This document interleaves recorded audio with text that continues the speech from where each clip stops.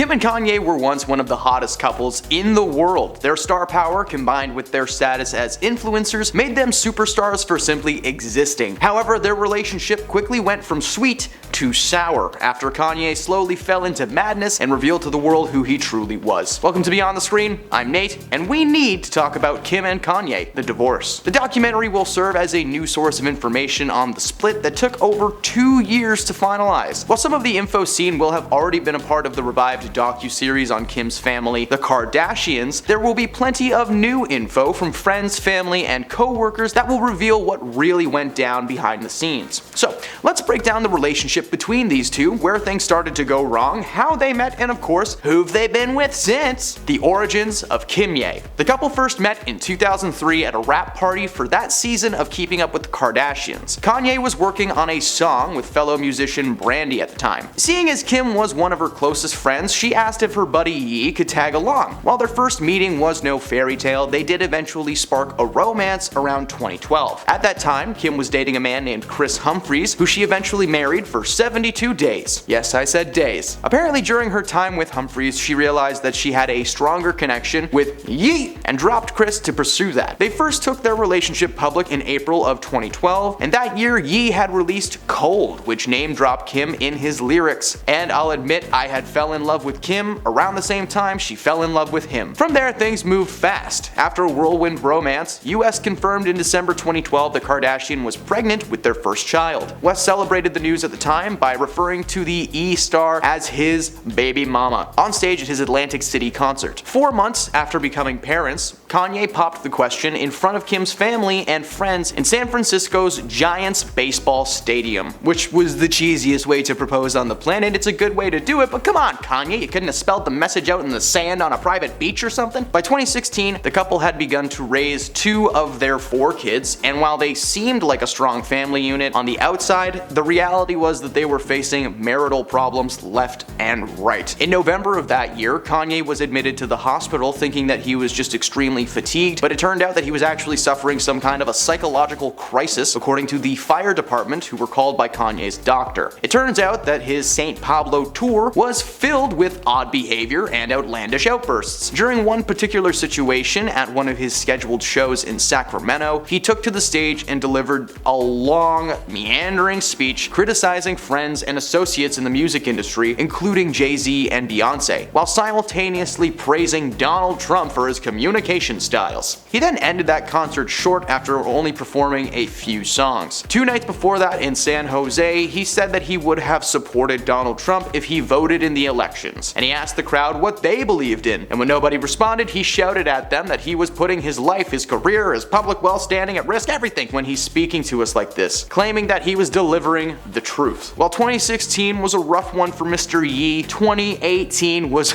so much worse. Despite claiming that he would begin seeing a counselor to help manage his emotions, Kanye wound up doubling down on his outlandish behavior by posting a series of tweets and rants online that were just fueled with racism and anti-Semitism and just claims that the world was trying to push an agenda on him. Now, I can't verbally quote the things that he said or show the tweets without being shut down immediately, so if you're really curious about the tweets, make sure you check out the documentary. His tweets weren't the only concerning behavior starting to loom overhead. According to testimonies from friends as well as Kim herself, Kanye had become a stricter father the closer that they had gotten to 2020. Now with 4 kids, it felt like he was under some kind of pressure and he was unable to manage the emotions that he had without putting the blame on the family unit. According to Kim, Kanye went so far as to remove the TVs from all rooms in the house and removing makeup from their daughter North's bedroom. In April of 2020, while he was being named a bona fide billionaire by Forbes magazine, it turns out that he had been neglecting his family entirely, focusing on music rather than the actual family unit. But 2020 would end up being the most unhinged year of this dude's life. In summer 2020, Kanye announced his presidential campaign, planning to run alongside Donald Trump, so that he could at least get closer to the guy if he wasn't elected, you know? Unfortunately, he had to be one of those political figures with zero filter. He shared personal details about his family during his first rally in South Carolina, claiming that he almost ended daughter North's life before she was even born. Hey man, why can't you keep that to yourself? The last nicest thing he ever did for his wife was buy a ghost. Yeah, this This man purchased and developed a lifelike holographic reprint of Kim's late dad, and she thought it was awesome, but hey, that's a dead guy. About a month later, behind the scenes, the couple started arguing constantly and were living completely separate lives, according to Kim. While it may have taken a while, she finally caved and filed for a divorce in January of 2021. The split. While the papers were filed in 2021, they actually were not finalized until November of 2022. In between A and B, Kanye fought hard to get his wife back, going through over 10 lawyers before finally landing on the right team. And at one point, he even declared his intention to woo her back after seeing several photos of herself and Saturday Night Live star Pete Davidson. The two had met while Kim was hosting an episode of the show, and the writers cast herself and Pete to star as Jasmine and Aladdin in a sketch that forced them to hold hands and touch face. It turns out that Pete was acting as Kim's rebound, as well as her scene partner. They were spotted together several times over the course of a few months before publicly calling it quits in 2022. While Kim and Pete were together, Kanye was hard at work hatching a plot to get his wife and his kids back. That ultimately went nowhere. No matter what Kim did, it seemed like Kanye was right there to tell her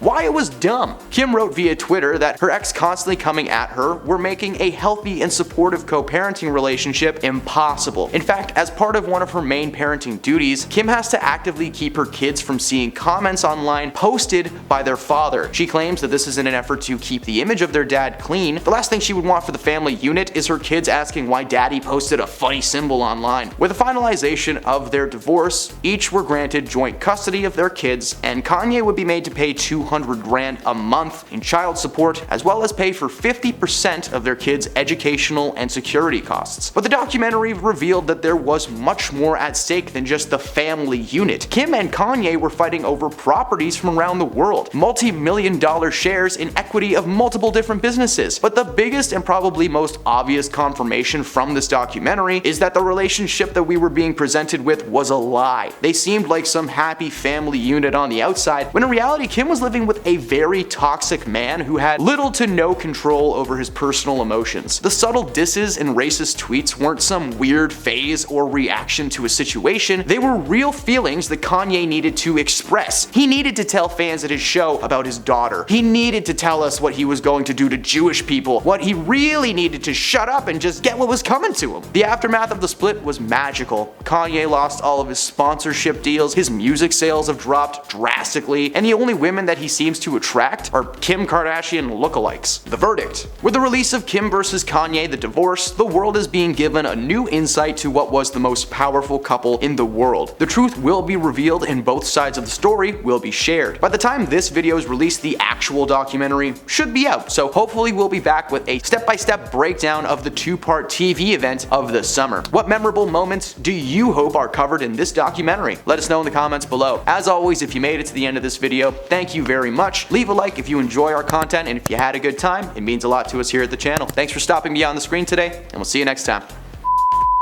Good morning.